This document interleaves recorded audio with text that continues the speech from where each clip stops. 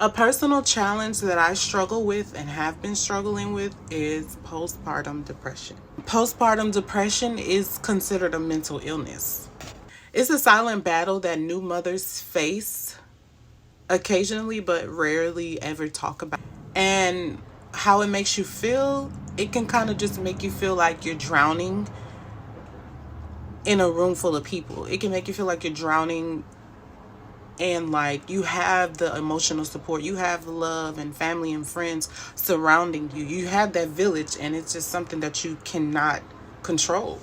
Well, I've struggled with this for about 4 to 5 years, I'd say, considering my baby is 4 going on 5 right now.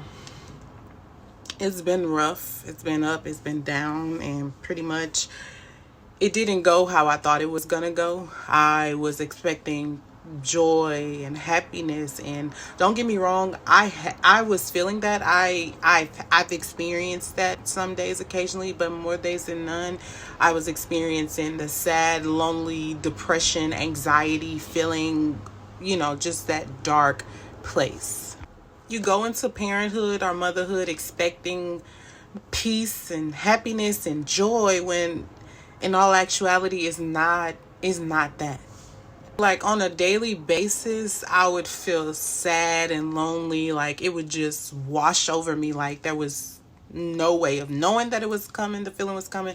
There's no way of knowing that it was going to happen to me. So it kind of just hits you all at once, and you're expected to handle it. Meanwhile, taking care of yourself and taking care of the baby. And that can be strenuous. I used to cry because I was overwhelmed. I didn't know what it was. I didn't know what was going on. So it was just kind of like just new emotions that I was experiencing. My body was changing.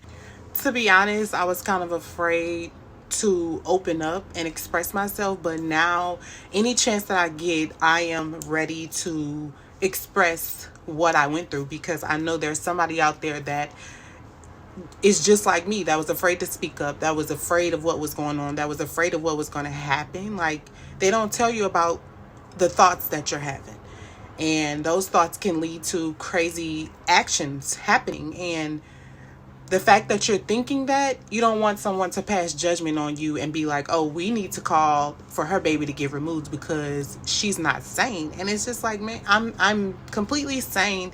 I'm just experiencing something that I don't know how to explain to you, or something that I'm not completely familiar with. So I'm trying to feel the emotions and figure it out. It's in fact a mental illness that we should be more aware of and concerned about. Through my struggles, I have learned that self-care is not selfish. That was one of the main things for me, is to just take care of me.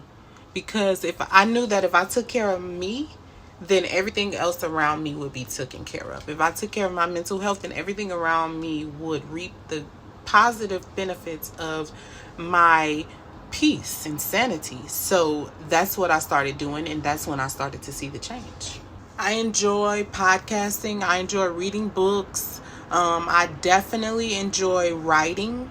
And these things are definitely some of the things that have helped me get through postpartum depression.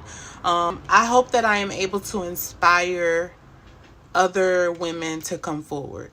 I hope that this video reaches someone who's afraid to tell their story.